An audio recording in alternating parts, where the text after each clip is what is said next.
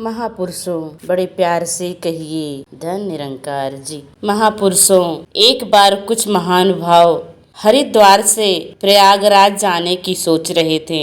उन्होंने सोचा, चलो एक कश्ती ले लेते हैं, बारी बारी चप्पू चलाते रहेंगे, रात भर में सफर तय हो जाएगा। बस ऐसा सोचकर वे हर की पौड़ी पर गए और एक कश्ती ले ली। अंधेरी रात थी, परंतु वातावरण बहुत शांत था। वे सब कश्ती में सवार हो गए, बारी बारी चप्पू चलाते रहे और प्रयागराज पहुंचकर उसका आनंद लेने की बातों में मगन हो गए।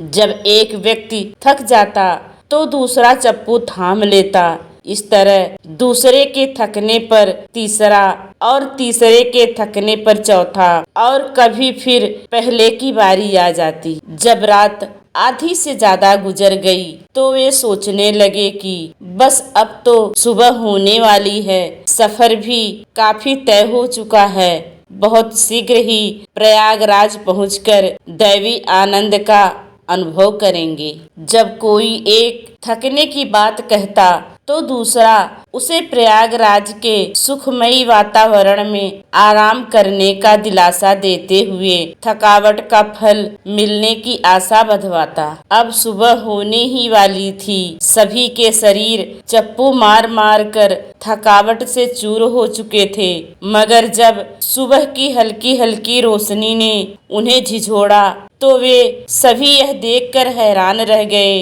कि उनके सामने हरिद्वार की पौड़ी ही है और वे वहीं खड़े हैं जहां से रात चले थे। प्रयागराज का तो नाम भी अभी बहुत दूर है। वे हैरान थे कि सारी रात हम लोग चप्पू चलाते रहे, मेहनत करते रहे, शरीर भी टूटने लगा और अब भी हम वहीं के वहीं खड़े हैं जहां से शुरू हुए थे।